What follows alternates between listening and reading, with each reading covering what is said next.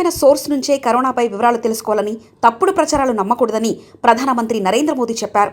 నేడు రేడియో కార్యక్రమం మన్ కీ బాత్లో ఆయన మాట్లాడుతూ రెండో దశలో కరోనా వేగం విస్తరిస్తుందని ఆందోళన వ్యక్తం చేశారు. మొదటి దశ కరోనాను విజయవంతంగా ఎదుర్కోగలిగామని తెలిపారు. రెండో దశ కరోనా విజృంభణ నేపథ్యంలో తాము తీసుకోవాల్సిన చర్యలు తీసుకుంటామని చెప్పారు. ఆక్సిజన్, ఫార్మా కంపెనీల ప్రతినిధులతో చర్చించామని తెలిపారు. बहुत जमीनी अनुभव है। वो इंडियन कॉलेज ऑफ फिजिशियंस के डीन भी रह चुके हैं। आइए बात करते हैं डॉक्टर शशांक से। नमस्कार डॉक्टर शशांक जी। नमस्कार सर। अभी कुछ दिन पहले ही मुझे आपसे बात करने का अवसर मिला था। आपके विचारों की स्पष्टता मुझे बहुत अच्छी लगी थी। मुझे लगा देश के सभी नागरिकों को आपके विचार जानने चाहिए। जो बातें सुनने में आती है उसी को मैं एक सवाल के रूप में आपके सामने प्रस्तुत करता हूं। डॉक्टर शशांक, आप लोग इस समय दिन रात जीवन रक्षा के काम में लगे हुए हैं। सबसे पहले तो मैं चाहूंगा कि आप सेकंड वेव के बारे में लोगों को बताएं। मेडिकली ये कैसे अलग है और क्या-क्या सावधानी जरूरी है। धन्यवाद सर। ये जो दूसरी बाढ़ आई है ये तेजी से आई है, तो जितनी पहली बाढ़ थी उससे ये वायरस ज़्यादा तेज चल रहा है। लेकिन अच्छी बात यह है कि उससे ज़्यादा रफ्तार से रिकवरी भी है और मृत्यु दर काफ़ी कम है। इसमें 2-3 फर्क है। पहली तो ये युवाओं में और बच्चों में भी थोड़ा दिखाई दे रहा है। उसके जो लक्षण हैं, पहले जैसे लक्षण थे, सांस चढ़ना, सूखा खांसी आना, बुखार आना, ये तो सब है ही, पर उसके साथ थोड़ा गंध जाना, स्वाद चला जाना, ये भी है।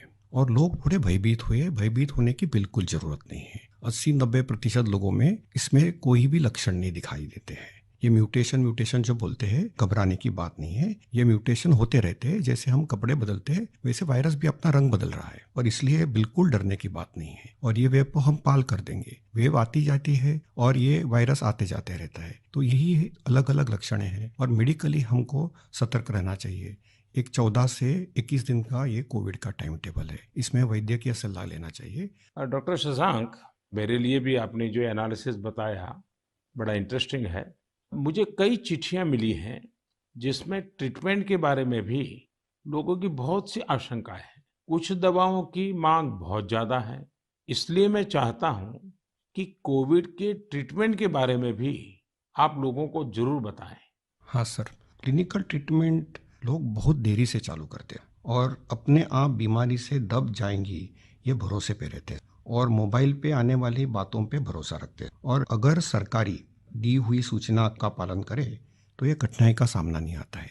तो कोविड में जो ट्रीटमेंट क्लिनिकल प्रोटोकॉल है उसमें 3 प्रकार की तीव्रता है। हल्का या माइल्ड कोविड, मध्यम या मॉडरेट कोविड और तीव्र कोविड जो सीवियर कोविड बोलते हैं, इसके लिए है। तो जो हल्का कोविड है उसके लिए तो हम ऑक्सीजन का मॉनिटरिंग करते हैं, पल्स का मॉनिटरिंग करते हैं, बुखार का मॉनिटरिंग करते हैं। बुखार बढ़ जाता है तो कभी कभी पैरासीटामोल जैसी दवाई का इस्तेमाल करते हैं और अपने डॉक्टर से संपर्क करना चाहिए। जो मॉडरेट कोविड होता है, मध्यम कोविड होता है या तीव्र कोविड होता है, तो वैद्यकीय अपने डॉक्टर के साथ संपर्क करना बहुत जरूरी है। सही और सस्ती दवाई अवेलेबल है जिसमें स्टीरॉयड जो है ये जान बचा सकती है। जो इनहेलर्स दे सकते हैं हम, टैबलेट दे सकते हैं हम, और उसके साथ ही प्राणवायु जो ऑक्सीजन है वो देना पड़ता है और इसके लिए छोटे छोटे इलाज है। लेकिन अक्सर क्या हो रहा है कि एक नई एक्सपेरिमेंटल दवाई है जिसका नाम है रेमडेसिविर। ये दवाई से एक चीज जरूर होती है कि अस्पताल में 2-3 दिन कम रहना पड़ता है और क्लिनिकल रिकवरी में थोड़ी सी उसकी एड होती है। ये भी दवाई कम काम करती है जब पहले 9-10 दिन में दी जाती है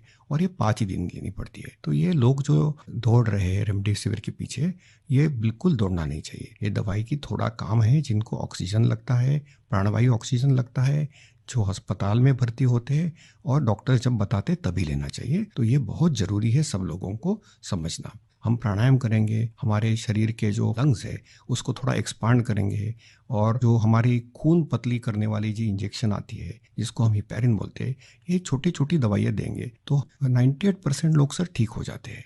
तो पॉजिटिव रहना बहुत ज़रूरी है। ट्रीटमेंट प्रोटोकॉल वैद्यकीय सलाह से लेना बहुत ज़रूरी है और ये जो महंगी महंगी दवाई है उसके पीछे दौड़ने की कोई ज़रूरत नहीं है सर। अपने पास अच्छे इलाज चालू है, प्राणवायु ऑक्सीजन है, वेंटिलेटर की भी सुविधा है, सब कुछ है सर। और कभी कभी ये दवाई यदि मिल जाती है तो योग्य लोगों में ही देनी चाहिए। तो इसके लिए बहुत भ्रम पैदा हुआ है और इसलिए ये स्पष्टीकरण देना चाहता हूँ सर कि अपने पास वर्ल्ड की सबसे बेस्ट ट्रीटमेंट अवेलेबल है। आप देखेंगे कि भारत में सबसे अच्छा रिकवरी रेट है। आप यदि कंपेयर करेंगे यूरोप के लिए, अमेरिका, वहीं से भी हमारे यहाँ के ट्रीटमेंट प्रोटोकॉल से मरीज ठीक हो रहे हैं सर।